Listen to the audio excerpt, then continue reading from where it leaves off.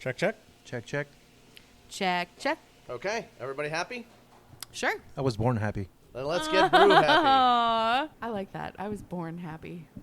Brew happy. Yeah. Brew Happy! We're the longest running beer podcast in the Pacific Northwest. Why wouldn't they be listening to us? So many different beers! I got you something really good and really delicious. Oh my God. You listen to the Brew Happy show, so do I. Do it. It's not about the beer. It's about the beer.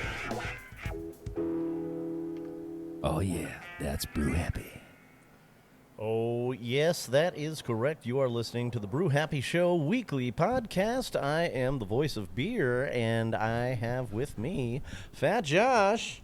Hello, people. And the Green Goddess Botanic. Hi, everybody. And we are at Function PDX in Northwest Portland, Oregon. Downstairs. We're in the downstairs, not the upstairs this time. We are in a lovely loungy horseshoe-shaped booth right next to the front door, and it is a really cozy little spot. We are surrounded by plants, cement, and wonderful beer. We're just missing the candles for a romantic dinner here. Oh, that's right. That's right. Honestly, if JP was here right now, he'd take this spot that I'm sitting in because it's got a clear view of the football game happening. That's true. That's true. I was watching that at home before I came here, too.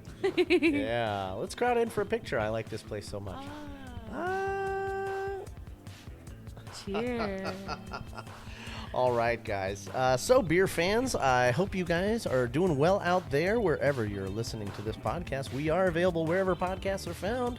If you are using the iHeartRadio app, the Spotify app, the Apple Podcasts app, or whatever app you like to listen to things that come from podcasts on, well, that's us. We're on there. So if you wind up switching it up, you're still going to be able to find us.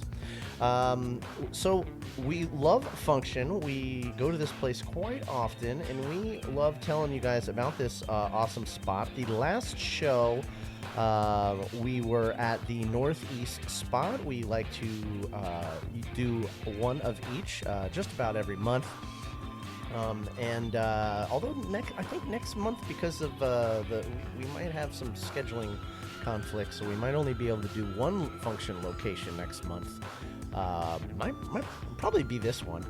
I think a good way to determine that, since they kind of have beer differently at the Northwest location and then at the Northeast location, is to look at the beer list and see which one entices us more. Yeah. And then we can be like, oh, that's the one we're going to. That's not a bad idea, B. Smart. Yeah, she is a pretty smart lady. That's why she runs her own business, don't she? Yep, that's it. Yeah, Queen Bee. I want to tell you guys a little bit about Function. You guys probably heard all of this last week, but they do have a unique concept where they partner with renowned breweries nationwide, effectively transforming their space into a tap room that embodies the spirit of each brewery's hometown location. 1 month, that's right, 1 month at a time. Each month, they change it up to feature not one, but 2 different breweries. Now, there are 2 different locations. Will usually more prominently feature one over the other, and vice versa. They take great pride in collaborating with some of the finest breweries in the country. And I believe it contributes to the vibrant Oregon beer and beverage community from a new, refreshing perspective. With that said, I know that we talked a lot about Moonlight Brewing and Sante Adarius Rustic Ales, which is the acronym for that is Sarah. Which I kept struggling with that last week, but that's why I'm laughing. Yeah. Now we normally would have had another show in between that show and this show, but unfortunately, people were sick. We were all sick. It was a bad thing. Last week was just nobody was sounding well for microphone work, so we decided to do some admin and catch up on the background stuff. So I hope you do forgive us. But we also were doing some planning about some really cool, fun things that I want to tell you about. So for you Patreon listeners, we do appreciate you hanging out and being so faithful and subscribing, not only with your wonderful, beautiful ears, but with your monies as well. We couldn't do the show without your support. It helps pay the bar tab, and You know what I've been thinking? and it keeps the show posting because we need somebody to pay for the Libsyn space that we get hosted on. What's up? I'm thinking that we should create a special term of endearment for our Patreon subscribers. A term of endearment. Yeah. That sounds like a movie. No, but you know how sometimes YouTube content creators will call their followers something specific? Oh. Like, oh, hey, XYZ. I don't know. I just call them beer fans. Well, beer fans is good. Yeah. Beer fans is really good. Yeah.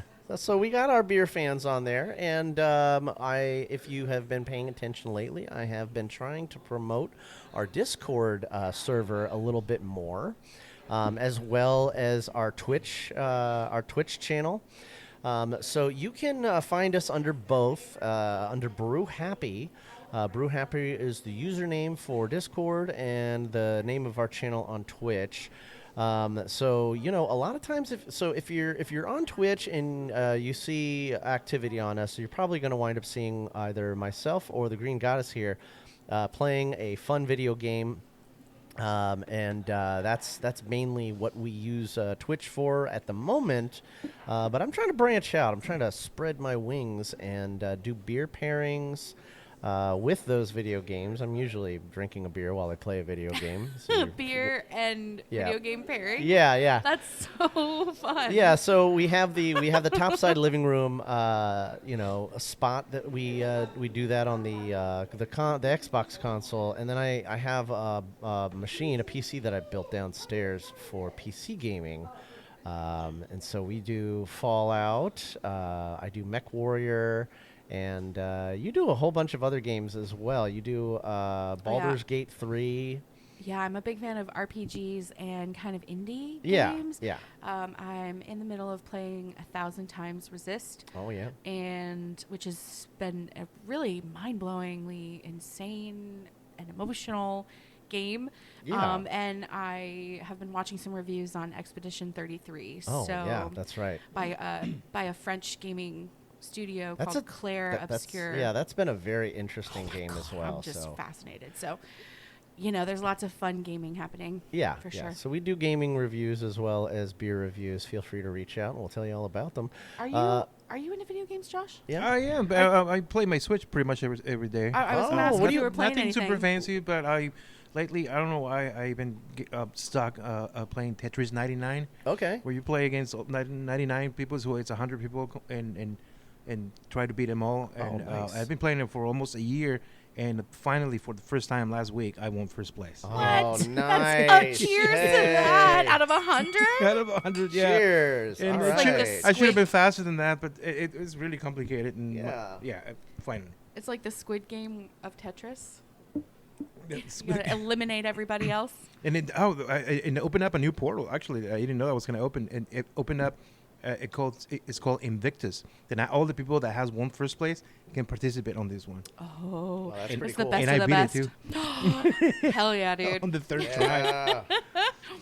But yeah, Nice. I'm sorry for interrupting. No, On my no. way here, funny you mentioned the Patreon thing. I'm gonna on my way here. I was thinking, I haven't posted any of these on my personal social media, and I'm gonna start doing it, getting more sponsors because Oh.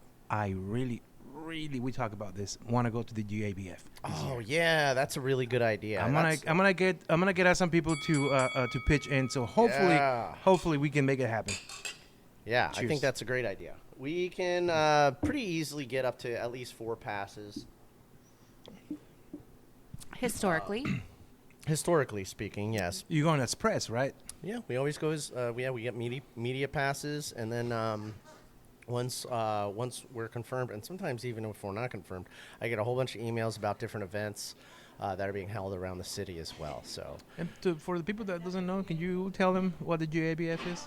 Great American Beer Festival. It has been going on for over 20 years, and it is hosted by the American Brewers Association. So, if you are familiar with that, check out their website. They are. It's usually hosted at the Denver Convention Center.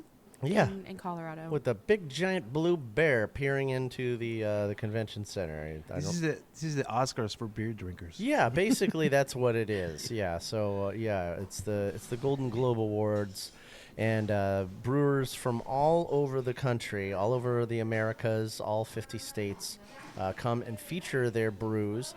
And just last year they started doing ciders as well. That's right. That's a new thing. They're opening it up. They are always coming out with more categories, and now they have they're welcoming the cider folk in there as well. And I think a part of that is because a lot of breweries have been diversifying and expanding into doing cider as well. So you got like Double Mountain, for example. They do beer and cider. And Rogue has, played with that as well. McMiniman's out here. Rogue? Forgot about McMiniman. Rogue did do some cider stuff for a minute there. It's not like they mainly stuck with beer and spirits. But they like to play around with the press from time to time. Or they did. Or they did, yeah. No more Rogue, sadly. Yeah. But GABF. Sorry, Rogue. When we go as media, it's really fun because there's a lot of cool side quests. There is. It's always the side quests, and if you. I'm thinking specifically that Brewers Brunch. The Brewers Brunch is phenomenal. I never been. Phenomenal. Oh, it's with Sam Adams. So never been. It's hosted by Sam Adams, and they always have a big buffet, and it's fantastic. Yeah, and then you get to hear. It's like a panel. I was going to say you get to hear Sam Adams speak, but it's that guy has been dead for a long time. Oh, I was going to say the mayor of Portland. The mayor of Portland. I mean, he might show up. You never know. We have a Sam Adams. But they do have a brewery in Denver that is owned and run by the I don't know if he runs it, but I'm sure he has a wonderful, capable staff. But it's Wynkoop Brewing, and the mayor opened that brewery. Wynkoop is a very interesting brewery. It's a great brewery. Mayor of Denver? Denver. Oh. Wynkoop, and they're known for their Bless you. their Rocky Mountain Oyster Stout. Which I'm still unclear about, by the way. I don't actually know what it is. Okay, so Rocky Mountain oysters are apparently bull balls. Wait, what? Yeah, that's right. I said it. Rocky Mountain Oyster Stout is a bull's testicles mashed up inside of the mash tun. Oh, a bull's. Yes, test. a bull's. Okay. Bulls. Yes, not bowls. Bulls. I have a northern accent. I did hear that. Yeah, you did hear that correctly. Yeah.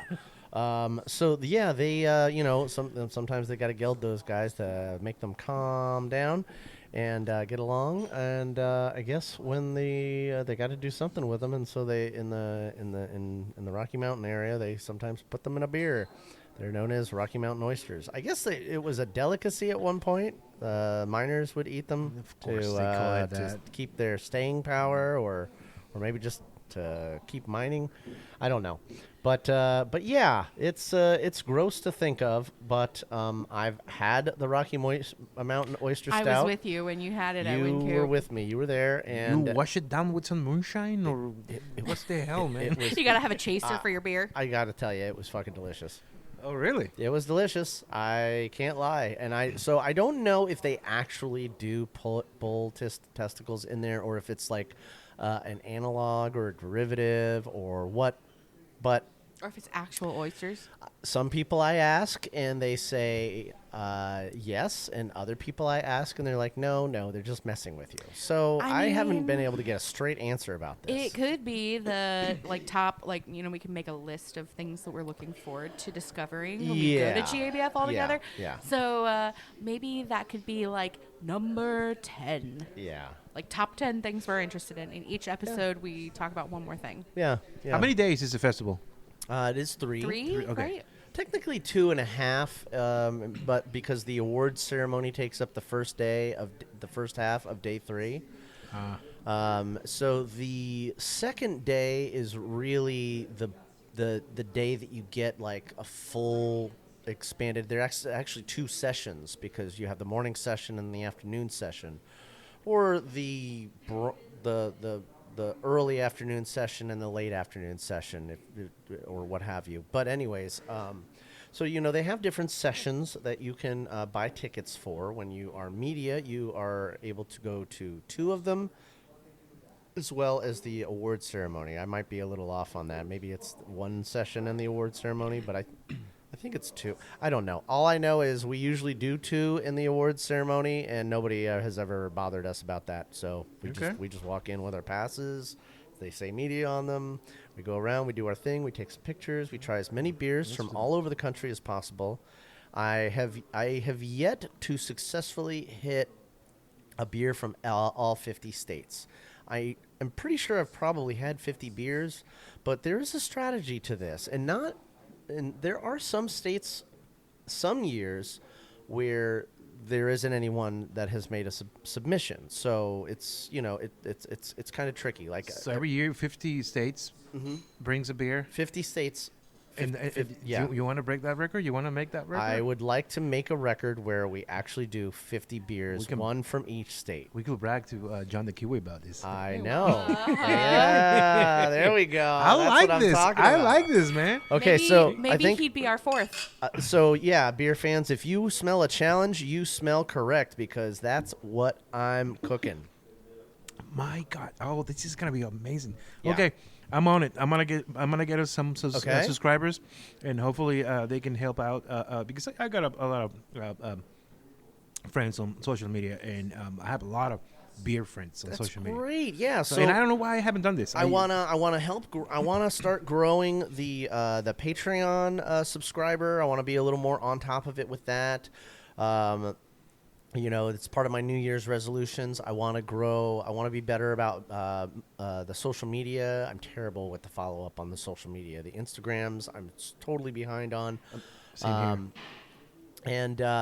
And Discord. I want to work with Discord and Twitch a little bit more. And so one of the reasons I brought this up is we have a public Brew Happy server that I want everybody to know about. I put it out as a post on our Facebook page.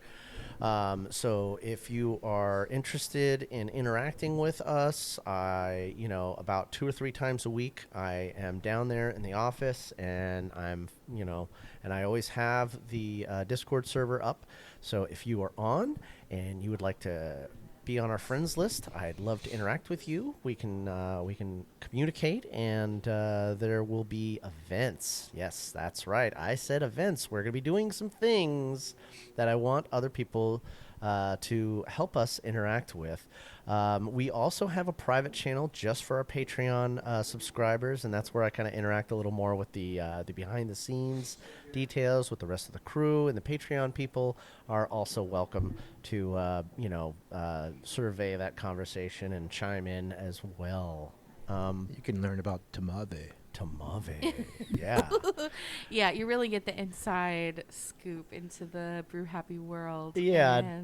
Jeremy Landers is on Discord, so he's right now one of the people. Freaking love you, Landers. He's one of the people I'm active Jen. with, and then you got Ryan, who's on there as well.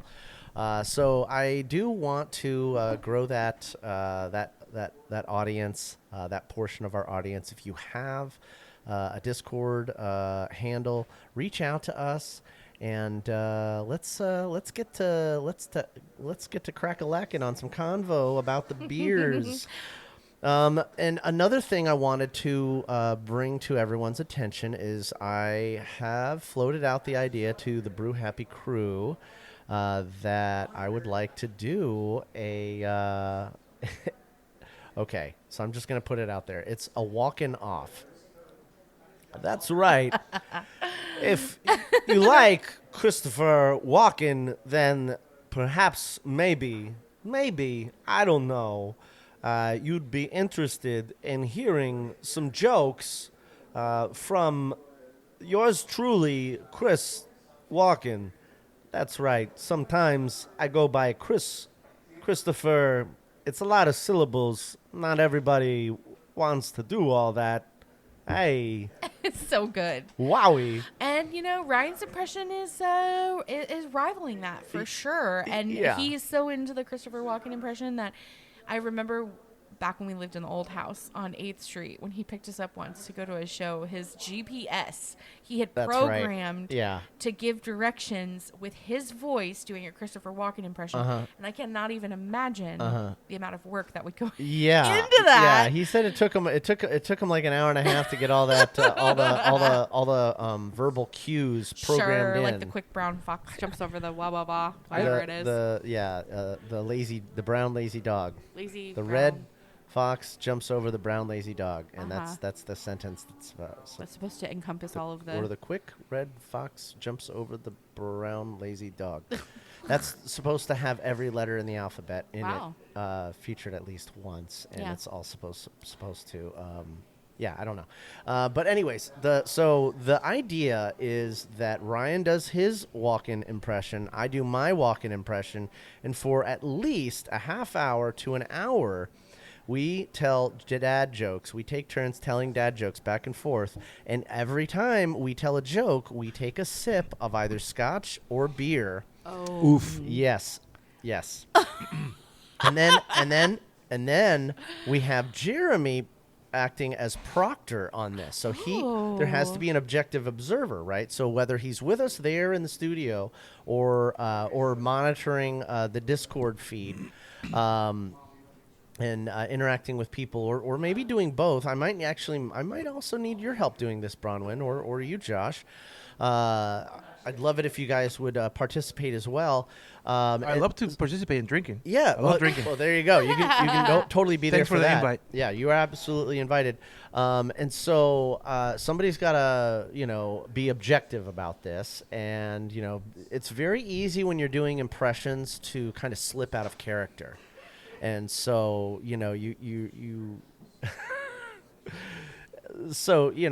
Jeremy would be like, okay, I see, I'm hearing a little more Damian and a lot less walking. You're walking away with the walking over here. I certainly couldn't be a judge because I'm not impartial. Because I think your impression is spot on. Yes, and you are very partial. So I think Jeremy would be a wonderful judge. For that type of thing. He loves us both equally, I think. And so I think it would just be fun. Plus, who doesn't love a good roast of dad jokes, So, it'd be fun. Ryan gets to do his impression. I get to do my impression.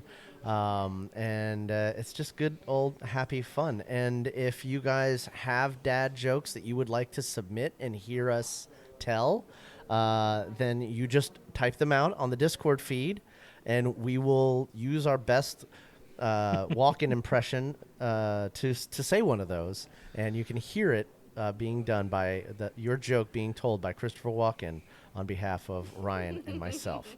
I think that'd be a lot of fun, and if it goes well and people really like it, we can do one with Arnold Schwarzenegger later down the line. So I want to do more fun things with the show and interact a little more with our audience. And so if you guys want to reach out, make comments, on the social media, I'll make more of an effort to kind of interact with you guys more, and leave comments and reviews on your favorite listening app about the show. That'll also help boost our ratings and help us gain more listeners. Do you have a Facebook for the show? Yeah. It's facebook.com/Brew Happy, or I think maybe the Brew Happy Show. I can't remember, but I am way bigger on Facebook than Instagram. If yeah, you notice, everybody you know, has their their gave preference. you gave me the keys for the podcast show on Instagram, and I don't really use it much because I'm not much on Instagram, even though I should. You should give him the Facebook login. You should do, but Facebook, I'm a Facebook whore. Oh, okay. So Wow. wow. How much do you charge for that? Apparently so enough I to can send help. us to GBA. GBA. I Great can American Beer probably Festival. help. I can probably Yeah. help more on the Facebook side. Okay. I mean, I should get more into Instagram. I just, for some reason, I don't, but I should. That's okay. That's okay. But if you let me into your Facebook on the podcast, I can help out a little. yeah, I can make you a like an admin or something on the there you Facebook go. page. Yeah, that'd be great. Can we talk about the beer we're drinking? Oh my goodness, what have I been doing with my life here? I'm just chattering away like a monkey in a tree. Forget about it. Oh, okay. Well, yes, we can totally talk about the most important thing that we are actually here to talk about with our beer fans and our wonderful listeners out there. Yes, of course, the beer on the table is the first thing we like to talk about usually on the show. Thank you so much, Bronwyn. Yes.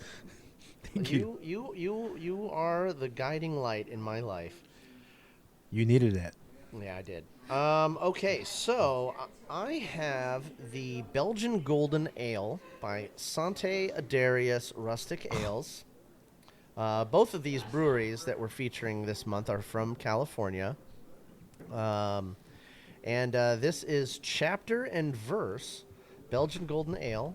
What are you shaking your head about? What did I do? Oh, is that what you have? Thanks for not telling Is us that- because you wanted to keep it a secret. Oh. That's what I got on my second beer. Oh, well, you are. Well, but you haven't told us about your first beer, so. Yeah, not yet, but It's so on your Untapped it says it's a Belgian blonde. It doesn't. On here it says it's a Belgian golden ale. So I find that interesting. But on both it says it's a 6% beer. Well, aren't blonde and golden kind of interchangeable? No, not necessarily. Josh, you want to weigh in on this since you're a judge? it's complicated, but it's in the same ballpark. So. Yeah. Okay.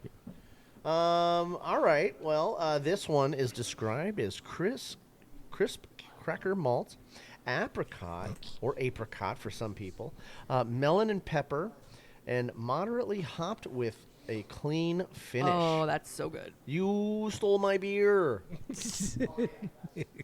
That's really good. It is really good. That's what I'm having too. So Wow. That is so I agree. good. it's a perfect golden ale.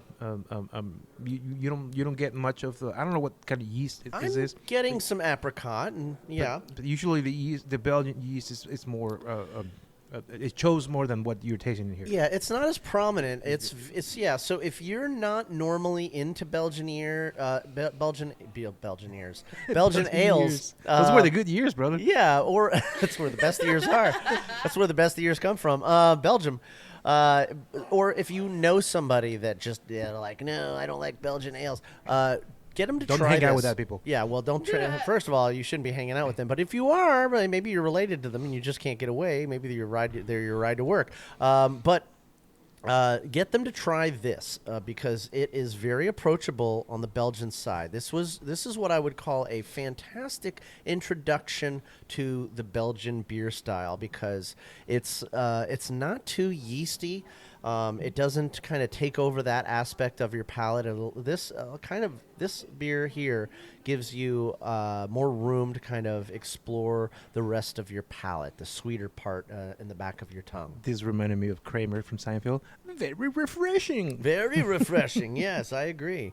Okay, so Josh, now that's your second beer. What did you have for your first beer, though? I got it right here. Uh-oh. Hold on a second, I saved it. There you go. Find it. It's from Ghost Town. It was a darker beer, wasn't it? No, well, yes, darker than this, but but not like a super a stout or anything like that. Okay. It's called Final Rites, which I love the name because Oh. I'm a horror movie guy, and Wow.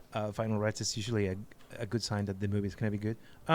It's a rye beer. I don't know if you like rye beers or not. I do like a rye ale. And when I mentioned rye beer earlier, your eyes got wide I open. did. And I was like, I yeah. think he likes rye beer. Yes, I he do, does. Yes, And I this like a is- rye. I like a rye whiskey, and I like a rye beer. This was a hoppy rye beer, 6.9 alcohol percent. And even though I tasted a little more bitterness in this beer, it's only 55 IBUs, which is very decent. And I need to talk to someone from Ghost Town because I want to know what kind of hops they use in this beer because it was really good. And I know this hop. That's the thing. I know this hop. I just can't put my finger in it. They're just like, okay, is this one or this one? It's between Centennial, Crystal, Cascade, one of those Northwest hops. It's a Northwest hop. I know that. Yeah, definitely. I know because I'm allergic to those. We were talking about maybe I was thinking maybe it was Centennial or something like that. But yeah, who knows? So I'm gonna have to call the brewery. His nose knows. His nose knows. I'm gonna be a Karen. I want to speak to your supervisor. But for good reasons. For good reasons. Yeah, this is not a complaint. I want to tell you all about how great you are for making this delicious beer. So 6.9%. I know, right? It's described on the menu as malty, spicy, citrusy, and balanced by a delicious bitterness and a clean finish. So definitely not a dirty finish, a clean finish. Oh, a little toast. Lucy is our bartender's name. Oh, yay. Yes, of course. We love Lucy. Cheers. And you love Lucy, too, if you come here to the Northwest Function PDX location for some Sante Adarius rustic ales or some Moonlight Brewing ales. I'm telling you, it's a mouthful. You're getting it. Yeah, the last show. I'm just trying to think of like classic songs that are about Sarah. Sarah. That's the one when I went to. That's the only one I know. Yeah. There's probably others, but that'll help you remember Sarah. Yeah, there you go, Sarah. Or I don't have one. or Sarah Veza. Oh, there you go. Which actually is named after a woman named Sarah Veza. It's owned by Jeremy Lewis now, who also is the Roscoe's. Yeah, he's the Roscoe's guy as well as the Tiny Bubble Room. I keep forgetting about that. He's got the trifecta on lockdown. I always forget about that. He might own some other places too, but those are the three that I know of, and he does a fantastic job with the curation of those three locations. So if you do come to Portland, you got Sarah Veza, you got Tiny Bubble Room, and you got Roscoe's. Oh my You God. can't go wrong with those three. Any one of those three locations. Smaller menu, but very finely curated. And Sarah Veza, they have take-home beer. And I don't know if Tiny Bubble Room or Roscoe's has take-home beer, but I'm pretty sure all three locations you can. If you bring a growler in there, they can fill the growler and give you growler prices. Is that room really tiny? The Tiny Bubble Room? Yeah. It's surprisingly roomy. Okay. Yeah, so With I lots don't. of cool outdoor heated patio area. Yeah, Never been. Now the interesting thing about Tiny Bubble Room is you can sit in a tiny little room if you're sitting outside. Because they have these itty bitty like metal storage containers that they installed for their outdoor patio to create separate individual spaces during the COVID plague that we. Is this right down the street from Sarah Veza? It's like up by us. It's over by us. Then I don't even know where it is. It's it's off of Lombard and just west of Interstate. Okay. Yeah. So you're gonna run into it eventually. It's on the north side of the street. It's a really really cool spot. We should do a show there. Yeah. Oh my God. Actually, I was gonna say we've done a show there. I know Jeremy. I don't think that we have done a show there. I know Jeremy. We have done a show at Sarah Veza back when Sarah used to own it. And I think we did a show at Roscoe's a long time ago when I used to live over there on that side. That's back when, that's back when Christopher Neil Young and Ross was still alive. Wow, yeah. Man, that was a long time ago. So that's back in like 2013, 2014 era.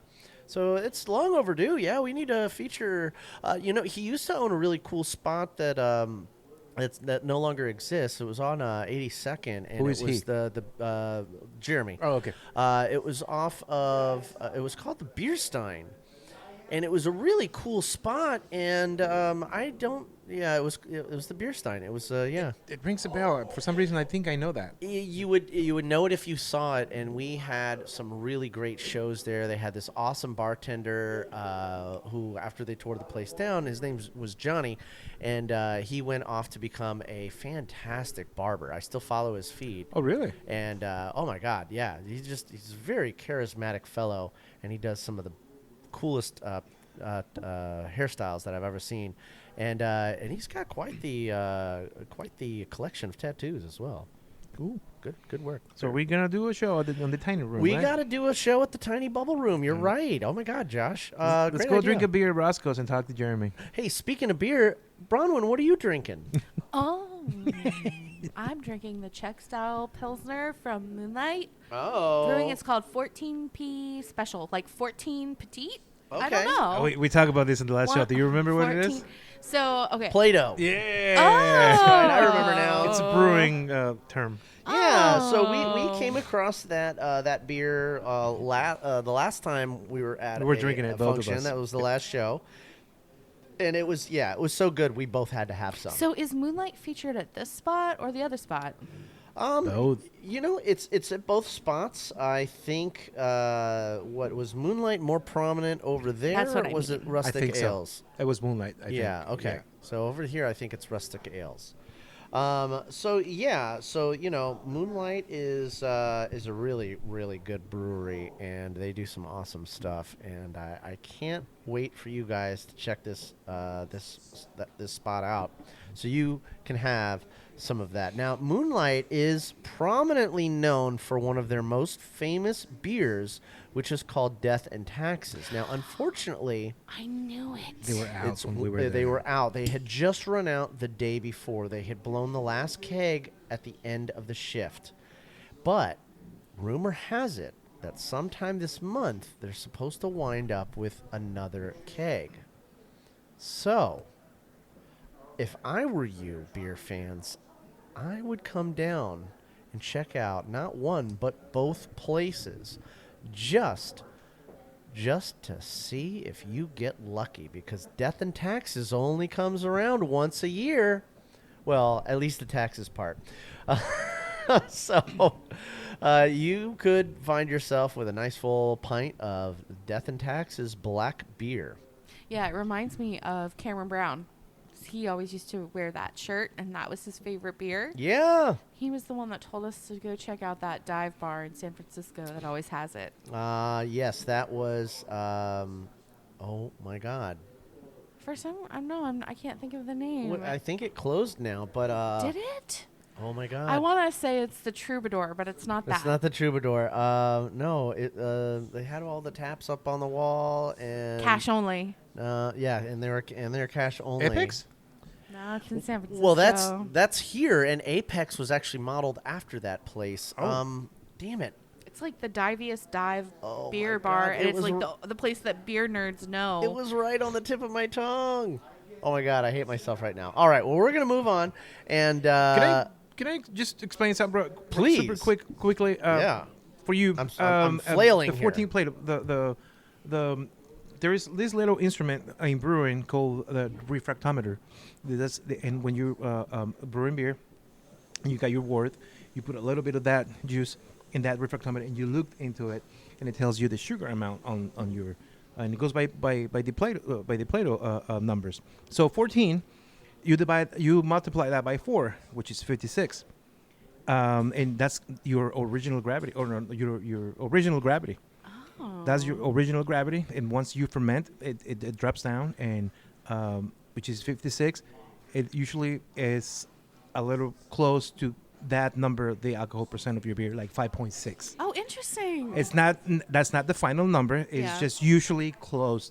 Like, oh, you got 56 terminal gravity, then it's around 5 or 6% alcohol percent. That makes sense. So that's what the 14 plate P is. Oh, Yeah. I appreciate you Yeah. explaining it. No problem.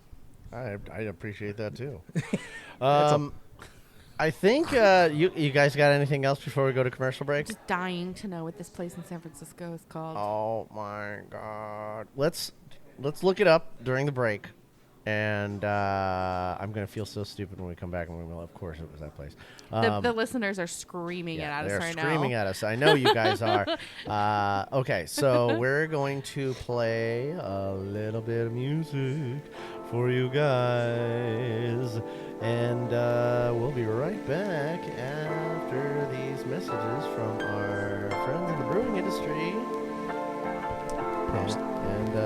And some more beer. Hey, it's Casey Armstrong from Function, and you're listening to the Brew Happy Show.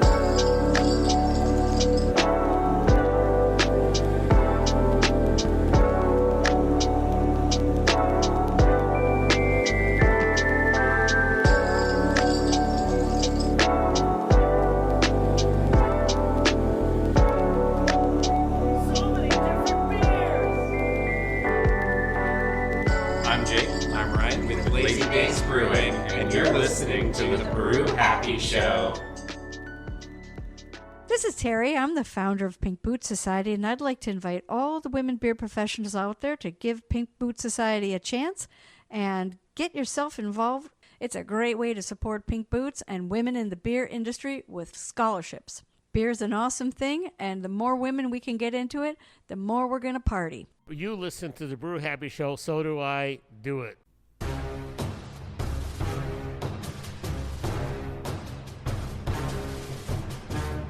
What's the plan, Thor? It's a beer. A king's beer. Meant to be the greatest in all of Portland, Oregon. In theory, it could even summon the Bifrost. Did it have a name? Stormbreaker. How will we find it? Well, it's interesting you ask. They actually have 2 locations in Portland, Oregon. One in the Mississippi district, as well as their St. John's pub, home of the Juicy Lucy, and axe-throwing competitions, which I will surely win. With what? With Stormbreaker. Enjoy Stormbreaker beer. Local to Portland, Oregon. Currently open for outdoor seating, covered and heated at both locations. Delivery available Monday through Saturday. Yeah, baby! This is Casey Helwig with Imperial Yeast, and you're listening to the Brew Happy Show.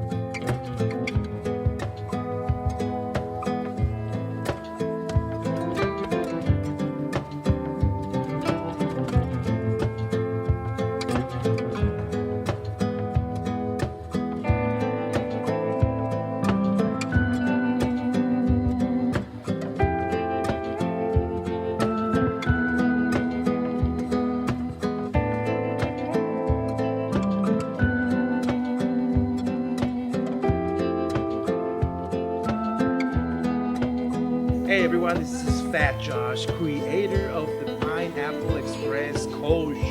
You are listening to the Brew Happy Show. Cheers. It's not about the beer, it's about the beer. That's right. It is always about the beer here on the Brew Happy Show. We might deviate a little bit and get in conversations about other things like video games. Or just having fun with our friends. But isn't that really what beer is all about, listener? I think you might agree. There are lots of other brews that can make you happy. So if you are out there listening and you would like to hear us talk about something specific, maybe it's not a beer, maybe it's a whiskey that you like, or something that your friend made in his garage. I don't know, but we will review it, we'll drink it, we'll figure it out, and or we'll just talk about your comments and tell you what we think. It's always a fair game here on the Brew Happy Show because we just want to talk about the brews that make you happy. Bronwyn, how are you, my lovely, wonderful, beautiful co-host? Hi. The co-host of my life. Hey, I'm doing awesome. I'm really happy to be here drinking a beer. I think this is the first episode I've been to this year. Oh my goodness! Yes, I believe it would be. Yeah. So This is the second episode we've done, and you had to work the last episode. So it's true. I was There was a working. lot of catch up after the holiday stuff that was going on. Oh, yeah. Actually, today is technically a holiday. This is Martin Luther King, Dr. Reverend. Is it Dr. Reverend or Reverend Doctor? I think it's Dr. Reverend Martin Luther King Jr. Day today. And we want to celebrate this awesome civil leader with a prost. Yeah. What are we prost? We are prosting Mr. Reverend Dr. Martin Luther Jr. It's a mouthful. It's a lot. How many beers you got? They can't even fit it on the sign. Dr. Reverend Martin Luther King Jr. Hey, there we go. Prost. I said it right. Cheers. He deserves that. Yes, cheers indeed. My favorite quote is the one where he's talking about that people should be judged for the content of their character, which I think we can all agree is the best way to judge people. You know? Very cool. Yeah. Okay, so Josh, you came back to the table with something dark and sexy looking in your glass. What do you have there, my friend? I didn't take a picture, but I can find it right here. Oh, that's okay. I took a picture of the menu if you need. Is that the... There you go. Is that what I think it is? A Droid Theory. It's called Gin.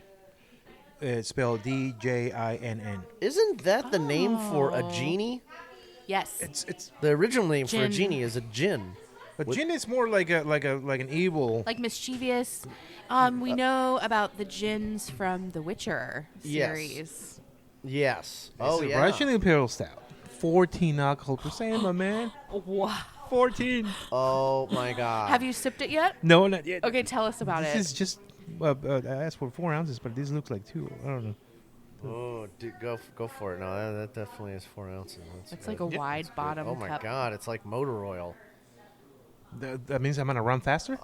Maybe. Vroom vroom, baby. Vroom, vroom.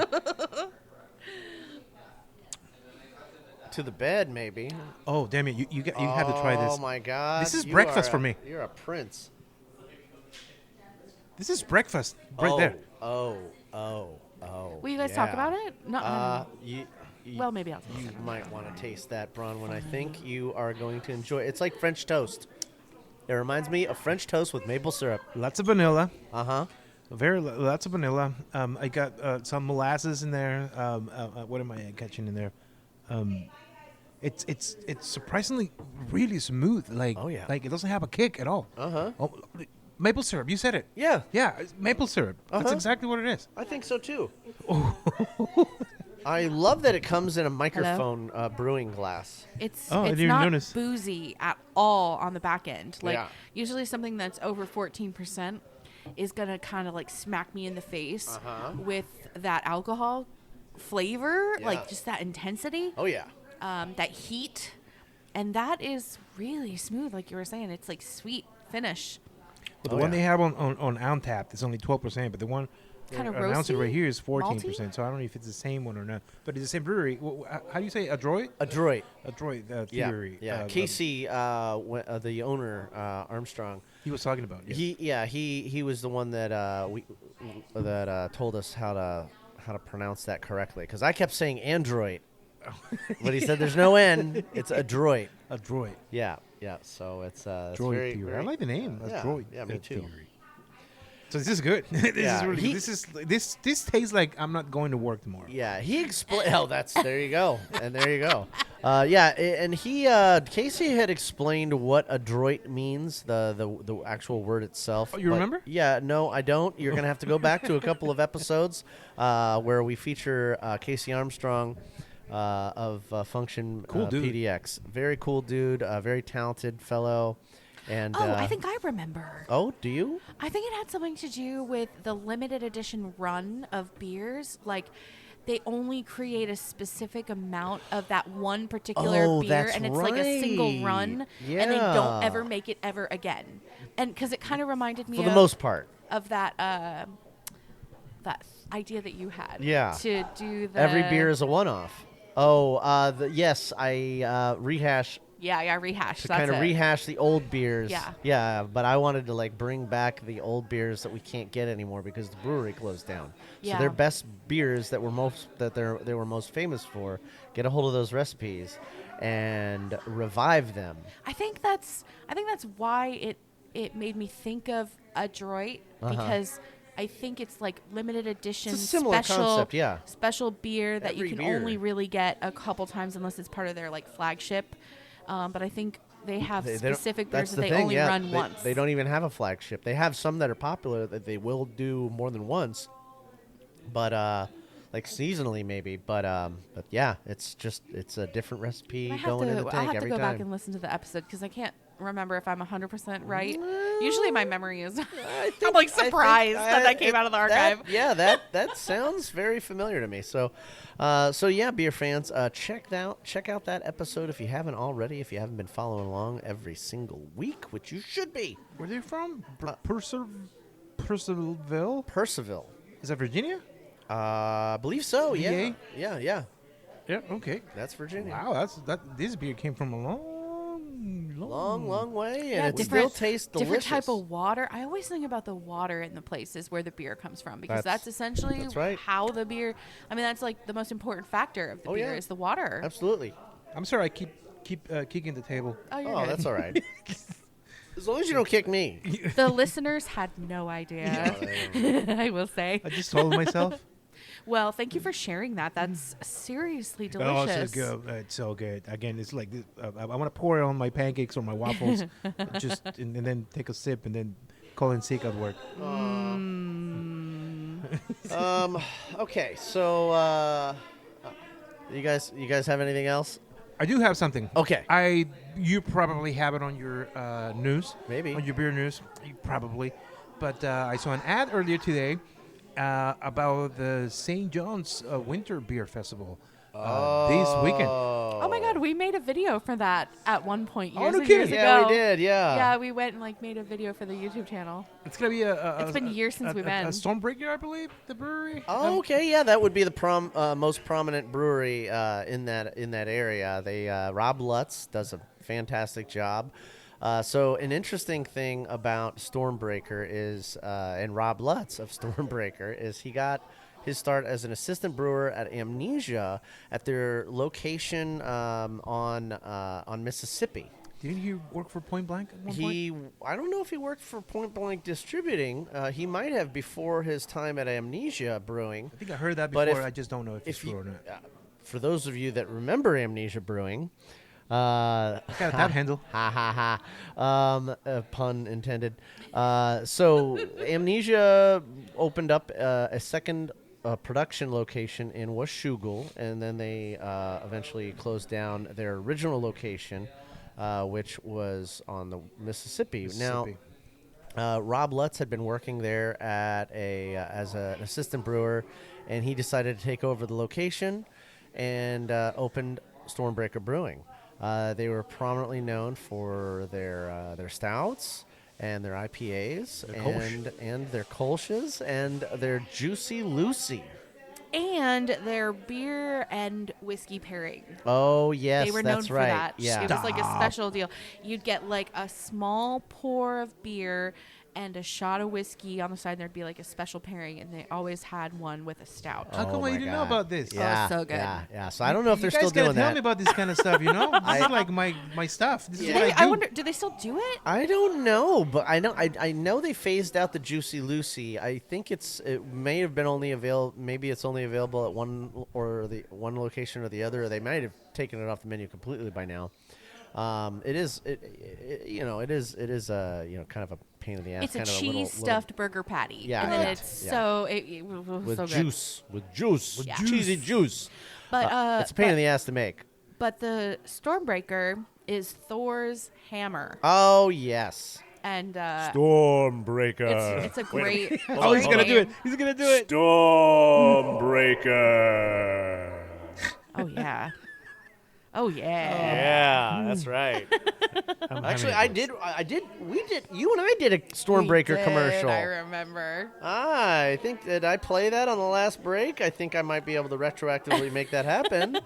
Yeah. Oh, lucky you, listener. Yes. Okay. Okay, so what's going on, Thor? Oh my God, please. So it's at the St. John's Beer Festival. Yeah. Stormbreaker Brewing up in St. John's. You mean this weekend? You mean? Oh, me? Storm? I'm not echoing. Hello. Okay, I'll do it. Stormbreaker. Okay, you do it though now. Stormbreaker. Okay. What about Josh?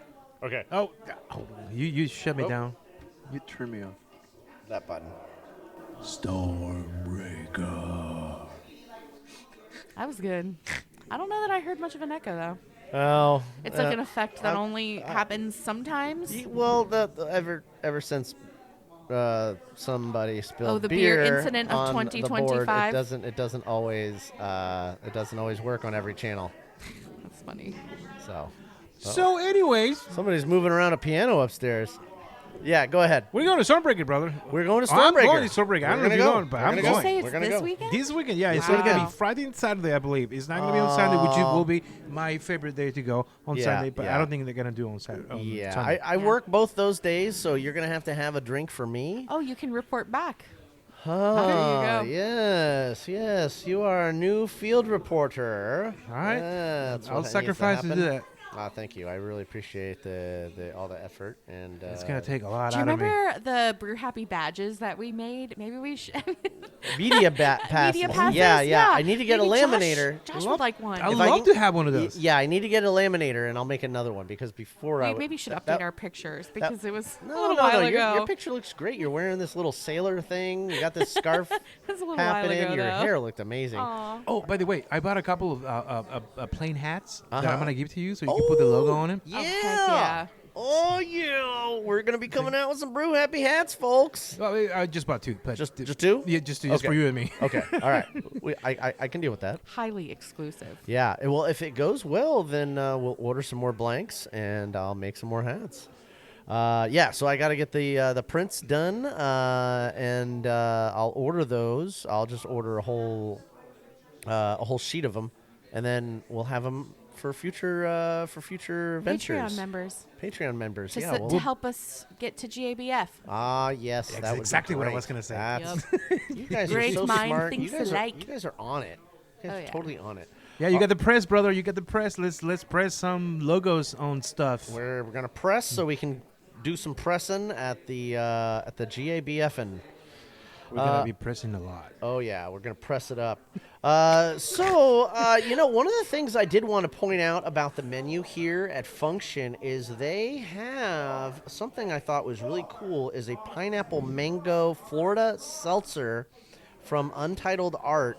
It's a 5% seltzer beer.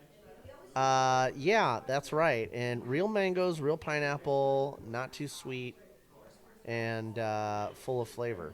So that's I like flavor. That's pretty. Can we talk cool.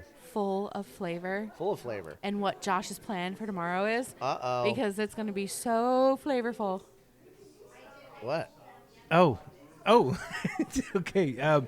I'm smoking a turkey and a ham in my Traeger smoker tomorrow. Oh, in your okay. When you said you were smoking a turkey and a ham, I'm like, how do you get that? How do you fit that in the blunt roll? How does that work? Okay, that makes much more sense. A Traeger, yes, I understand that. So the whole thing happened because my sister-in-law likes old fashions, and I have this ice bowl maker that I needed space in the freezer so I can put it in. How big are we talking? This ice maker, it creates these ice globes. So how big is this thing? It's probably the size of those Nesquik chocolate jars. Yeah. Well, it's kind of like round like that. Probably just a bit wider than that, but shorter as well. So it's kind of fat. Does it only do round. one at a time? No, it does 6, but it does 3 big ones and 3 small ones. I see. Cool. Yes. Yeah. So I needed some space so I can put the ice maker in the freezer. So what's in the freezer too big? That's taking up too much space. It was a 18-pound turkey and a 10-pound ham. So I got this out of there. I'm like, get the hell out of there. My ice maker is coming in here. So now I have to smoke this. I have to cook it. Oh, yeah. So that's what I'm doing tomorrow. It seems to me like he's just not over the holidays yet, and he just has to have a redo of like Thanksgiving or Christmas dinner. Oh, yeah. It sounds to me that I tried to get in my sister-in-law shit face. All for the love of It's the family. ice cube. It's family. All for the royal ice cube, yes. Oh, yeah. Okay, so one of the things I wanted to cover a little bit is talk about some of the things that have been going on in the past year. We have talked a little bit about some of the closings and things that have been going on. It's very sad. And we're seeing more breweries closing. The craft beer industry they're kind of undergoing a significant period of rationalization, as some people call it, as we enter 2026. And for the second consecutive year, brewery closures in the U.S. have outpaced new openings, with Brewers Association reporting over 434 closures in 2025 compared to the 268 openings. My God, wait. Yeah. Sorry, did you say the whole country or 400 and something in Oregon? No, not Oregon, just in the whole country. In the whole country. In the Sorry, whole country. I blanked out. No, that's okay. It got busy and loud in here. This trend is driven by rising ingredients, labor costs, and declining taproom traffic, and increased competition from other beverage categories. Yes, tariffs is definitely a factor in that. Major brewery closures. There's just been a lot between 2025 and even into now, just the first month of 2026. Man. Several high-profile and many of them long-standing brands have recently shuttered and announced closures, including 21st Amendment Brewery and Restaurant in San Francisco. That's been in the works for a couple years. Yeah, they were a staple, and they closed in November, this past November, after 25 years. And those guys were a lot of fun to have at the Great American Beer Festival. I remember they had a monkey in an astronaut suit, and President Lincoln chasing each other around the festival. This happened for years. Playing like a game of tag, or I don't know what the hell they were doing. A real monkey? Not a real monkey. A man in a monkey suit wearing an astronaut suit. So that's like 2 layers. Wow. Plus whatever he was wearing on underneath, if anything at all. I don't want to know about that. But and then Abraham Lincoln, and they're chasing each other back and forth through the festival, over and over again. It was nuts. And then sometimes there would be people chasing them. Wow. I don't. Yeah, it was literally. You could have been playing Benny Hill music. It would have been hilarious. Yeah. I think in the archives we might have some footage of this, but the only beer I know from them off the top of my head is the Hell or High Water. Yeah, melon. that watermelon beer. The watermelon that beer. was a really good one. They were very well. I have known a story about that, but for another time. Oh. We can do it for another time. Okay. So yeah, they. Let's see. What else do we have? Rogue ales and spirits. That was incredibly shocking. Yeah, that is a shocking move. Especially since you and John Lovegrove had just done all of the locations in Oregon on one day. Yeah, it was crazy. It was like a few weeks. It was like a few weeks before they had noticed the closure. Employees didn't even know. And they showed up to work that day. Up. Yeah, it's really fucked up when they did it, when any company does that to employees. They filed Chapter 7 liquidation in November, this past November, and they closed all its pubs and production facilities, from their ales to their spirits. That was crazy, and they're legendary. They've been around since 1988. They're one of the founders of the craft brewing movement. Wow. Yeah, and Jack Joyce is probably turning in his grave. Iron Hill Brewery and Restaurant was a prominent brewery chain that closed all 16 locations across 5 states immediately this past September. Boundary Bay Brewery and Bistro in Bellingham, Washington. Talk about alliteration. They were a fixture for 30 years, and they closed this past September with the retirement of their founders. True Brewing in Denver. We were talking about Denver. Oh, shit, we really? all love that place. That place was so punk and metal. You really would have liked it. It was a metal-themed brewery. Yeah, heavy metal themed. And they closed both their Denver and Asheville locations. Remember, a few years ago, we reported they had opened an Asheville location in North Carolina. They closed in July. True. It's like TRV. But yeah. You been to Brewhouse yet? No. Almost the same thing. Not yet. Yeah, similar. Almost the same thing, yeah. But yeah, so that was just crazy. And I got to tell you, for a punk, I mean, I've lived with a couple of punks. I lived with a crust punk for a few years. That guy was not clean. But this brewery had one of the cleanest, tightest operations I've ever seen.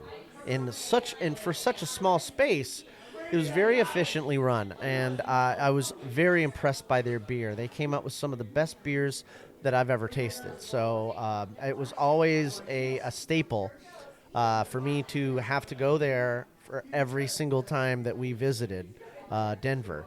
And so they will be sorely missed. Assembly Brewing right here, which hits hard close to home. The Pizza Annex, including the Pizza Annex, the Oregon's first black-owned brewery. They closed their flagship Portland location in May due to financial struggles. And, Man, I think their pizza, it was good. It's that Detroit style, kind of deep dish style pizza that's becoming more increasingly popular. Oh, yeah. I have a client who does that style pizza too. Yeah. And it's, I think, probably my favorite pizza I've ranch ever had. pizza. However, Assembly was my introduction to this style of pizza because they were always participating in Pizza Week. Yeah. And we'd always get pizza during Pizza Week. It's I love participating in the food of the week stuff that Portland does. And so, Assembly, we'd always make the trek down there every year. It was one of my top 3 favorite pizzas of the week. Oh, yeah. And we're going to do a pros to all of these at the end. So, I mean, just real quick, I think some key regional trends in Oregon is that, I mean, the whole state has seen, at least, for Oregon, I know the whole state has seen high volatility with over 29 tap rooms and breweries closing in 2025, which is lower than the 35 closures the year before in 24. But, I mean, we lost Culmination Brewing and Crux Fermentation Project Portland location over there in the southeast. They shuttered recently. Upright, after 16 years, one of the first places that I interviewed, Alex Gannum, fantastic brewer, very talented young man. I delivered his beer as a point blank driver for 12 years. Yeah. And I love that beer. Gigantic just closed their Hawthorne location, which is, I think, one of their newest locations. And Van Havig, the owner, one of the owners out of him and Ben Love, he said if we don't support our local pubs, they'll go away. And, I got to agree. That's one of the reasons we do the show is to encourage you beer fans out there to get out there and support your local business. Buy local. If you like the place and you like what they're doing, go there. Buy a T-shirt. Even if you're doing dry January, have some food. Just hang out at the place. A lot of people do hop seltzers and stuff like that. Figure out some way to support your local pub. These places, they depend on your dollars, and that's how you vote these days, is with your dollars. If you want someone to survive and to prosper, you throw money at them. So and you get the greatest stuff in return. You get delicious beer, amazing spirits, great food, great atmosphere, usually great service, and then usually there's some sort of fun thing that draws you in too. A lot of these places have like trivia nights, or bingo nights, or like drag brunches, or there's tons of ways to support. Yeah, trivia nights are great. I mean, just listen to this place. You can hear it in the background. There's tons of people in here. Happy I think people. it's the people that was upstairs that just finished with they're whatever. the party people. The party people. Hey, party people. Blah, blah, blah, blah. So yeah, I mean, even Colorado, Denver, they've been hit hard, losing notable spots like Call to Arms Brewing and Over Yonder Brewing towards the end of 25. And why are breweries struggling? It's an important question to ask. I mean, yeah, there's rising costs, inflation, tariffs we've talked about. Prices for aluminum cans, labor, and ingredients, they've all gone up. There's also been consumer shifts, broader decline in alcohol consumption. People are getting healthy, but we also have non-alcoholic options showing up on the shelves as well. Remember when the seltzers were everywhere? Seltzers were everywhere. It was like White Claw and Topo Chico, but then like other brands started pouring money into the seltzers. Yeah, I mean, I'm a fan. I'm a fan of White Claw and stuff like that. Hey, they got them here. They got La Croix soda seltzer here. They got some NA beer. The alcohol seltzers is what I'm talking about. Yeah. They got some NA beer by Untitled Art. They got some CBD beverages by Goodwill here at at Function where we're at, and it's been tough. There was also market saturation, so I mean that can always be a problem. I think that's something that when I first started doing the show, a lot of people were worried about, and I think we're on the other side of that now. Market saturation is a big problem, and a lot of breweries took on significant debt for expansions that relied on bottomless demand, which I don't think was a realistic expectation. I myself warned a lot of our guests and owners about this kind of thing as we did the show and toured around, the Portland area. Oh, yeah, and you have an archive of the craziest episodes from the last, 15 years. Yeah. And that's the thing about being the longest-running craft beer podcast is the Hell amount of episodes Yeah. and the backlog of I'll drink to that right there. information. Yeah, right? I mean, we're talking years and years and years of developing information, and honestly, it'd be kind of crazy to ask ChatGPT or ask AI to summarize the last 15 years. How many years exactly on the show? I think that's a good question because I think it's more than 15. Yeah, maybe 16 years. I've been doing the show since 2009. So November of 2009. Joe Rogan has me by a month. Do you remember the month? Because 2009 is my wedding anniversary. Too. Oh, that's adorable. The year I got married. Wow. Do you remember the month? November. Oh, November. Sorry. Yeah, November, okay. yeah. Then I got you beat by a few months. Well, we all have to have an origin story, and I guess ours started with the same year.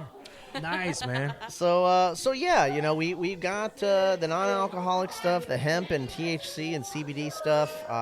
There's other expansions in the market have occurred. You got cider. A lot of breweries, delved into doing a little bit of cider, and experimental third space tap rooms are another way to kind of compete and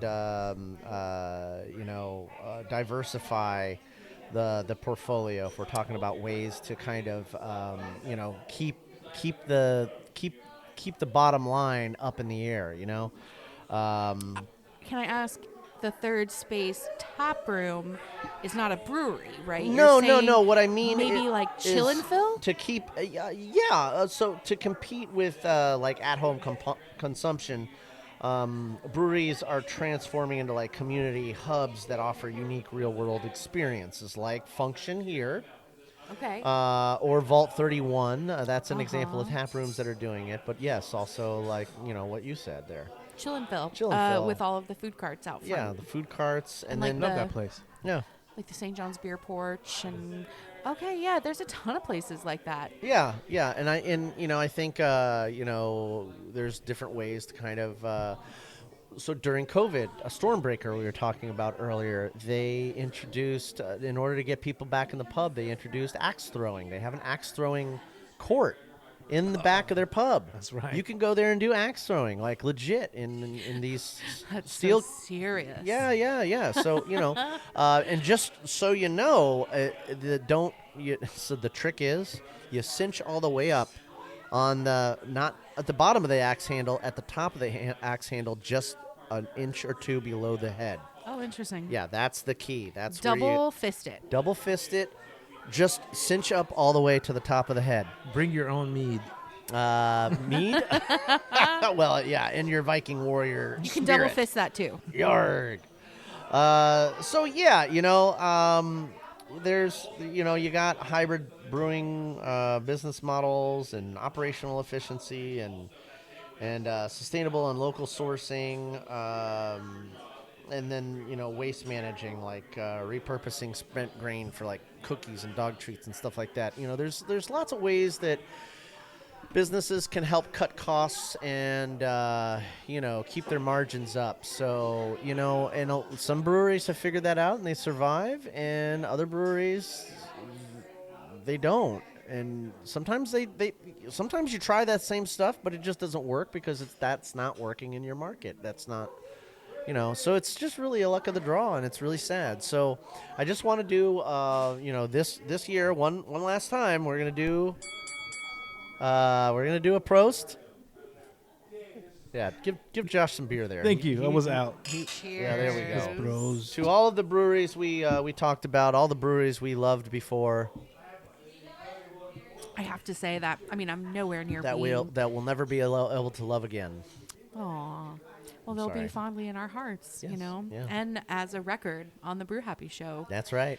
We have it archived. It's all documented right here. Yeah, so I'm learning a lot about small business ownership, and like I was saying, I'm not anywhere near the level of business that some of these other small businesses are, with brick and mortar locations and a whole operation and staff and tons of stuff. I'm not honestly at that level, but I am learning how expensive it is. Oh my God. To be a small business owner. Insurance alone. Insurance alone, and the requirements in Multnomah County are specifically kind of brutal. Yeah, that's why insurance was why Funhouse Brews had to close last year. He couldn't get covered for his beverage. The insurance company that was covering him, they either went out of business or got bought up by another insurance company, and they stopped covering that kind of thing. Funhouse, who's that? I think I know that. Jason Rizos. It is, yeah, OBC guy. Yeah, Oregon Brew Crew guy. We did a video for him years ago too. It was like a submission video for some sort of competition. Yeah. I remember that. Yeah, it was a lot of fun. So we do a lot of cool media projects from time to time. And, check out our YouTube channel if you're interested in seeing this. Yeah, Jason was pretty cool about helping us out with that. So he had the cutest dogs too. Whippets. Oh, the Whippets, yeah. Yeah, like they're really skinny. He's got the biggest brain I know. Oh, yeah. Smart. Very my smart. God. Yeah. Now we could enjoy some Funhouse brews because he turned his entire garage into a brewery. Mm-hmm. So. We could go by there and privately enjoy, his wares, the same as we do with the McPolanders. But he's not able to distribute anymore. They left the door open. Now it's getting cold. Freezing. Okay. I'll close it. You'll close it? No, I got it. Okay. So I think we're towards the end of the show here, beer fans. Unless Bronwyn or Josh have anything else they would like to add. I do. Very soon. I don't know because I haven't set up a date, but we were talking about small business. Oh, yeah. We're talking about small business. I think I got this sideways. We're going to get us a guest, Raindrop Tap House from Beaverton. Yeah. My man, Mark, the owner. Beautiful, wonderful story. He opened up this place right before COVID in 2020. Oh, what place? And survived. The Raindrop Tap House. Okay.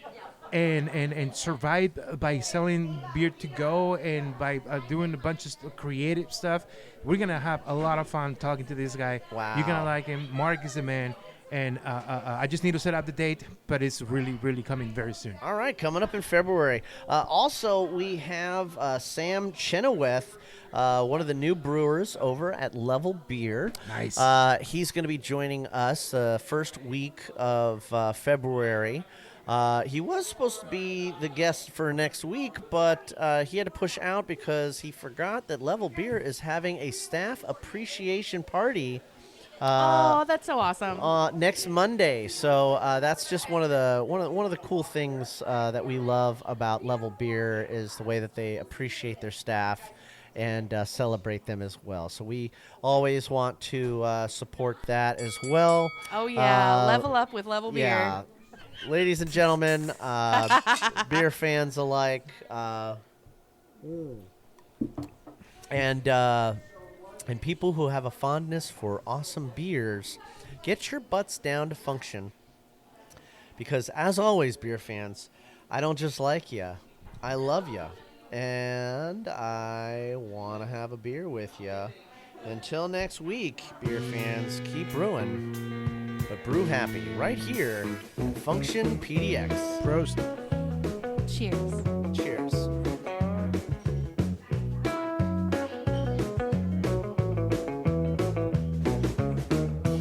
For the rustic ales. Sante and Darius, rustic ales. California. Southern California.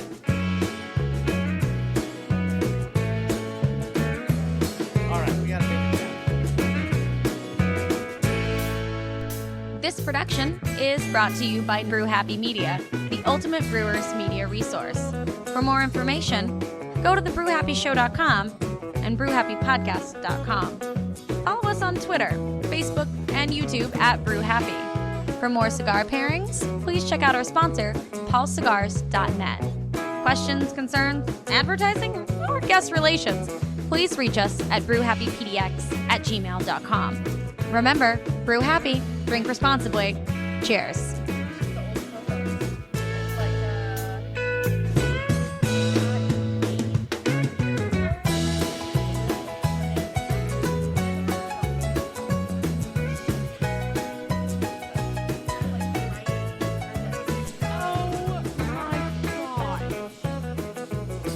Smoke it.